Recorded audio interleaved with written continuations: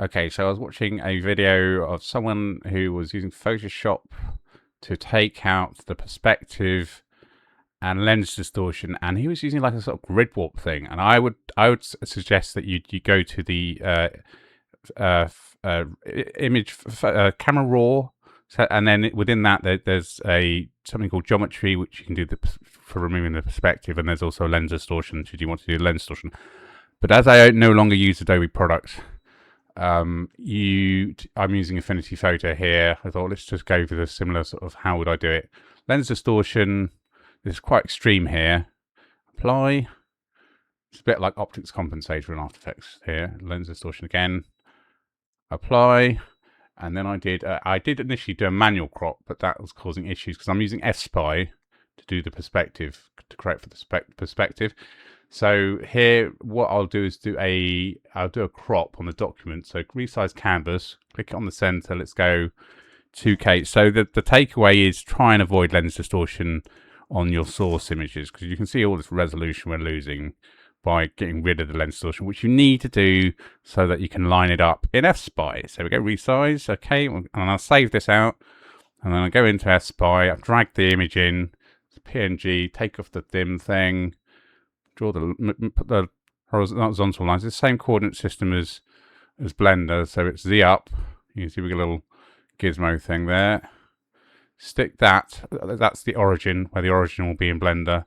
I'm going to switch the Y to Z line, so we're just dealing with the vertical. So then we get the. I mean, it does seem quite. This is quite a convoluted way of doing it, and I wish there was the same geometry tool thing in the camera raw and Photoshop. That was similar. Somewhere else that could do it similarly, but without going into super fancy software like Nuke or something. This is the best workaround I've come up with. Okay, so we'll go with that. So file save, and then call it something. Camera. Put it on desktop or something. Messy desk. Camera. I think you'll put the extension. Let's try anyway.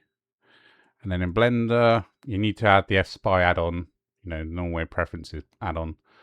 And I'll put a link to fspy, and then it will appear here, fspy. And then we go desktop, and here's the camera, import, and there we go. It's all lined up. And now if I add a plane, let's say plane, and then I go, rotate in the X, or X90.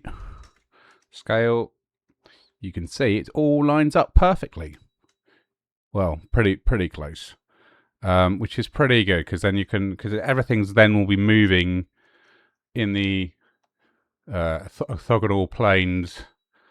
You can stick it in wireframe, and then if you lock the camera, whoops, you don't want to do that. Let's undo that. I've gone and wrecked it.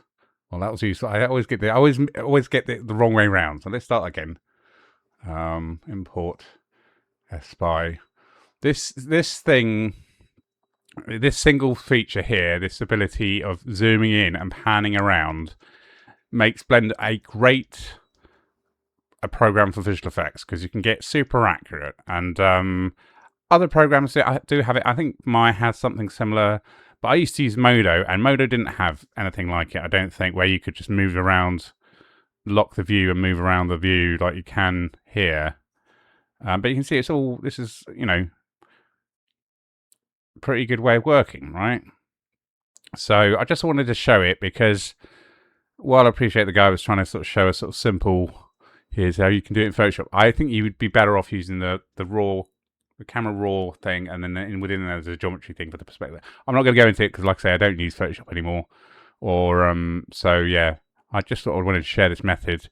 I think it's pretty good way of, if you want to build something from photos, this will give you the camera, and then you can build from the camera, and you just, keep just, I'd treat each photo as its own scene, and then once you've built everything in each of the scenes, and you can bring them together and join the buildings up. That's the way I would go about it. Okay, I shall stop the video.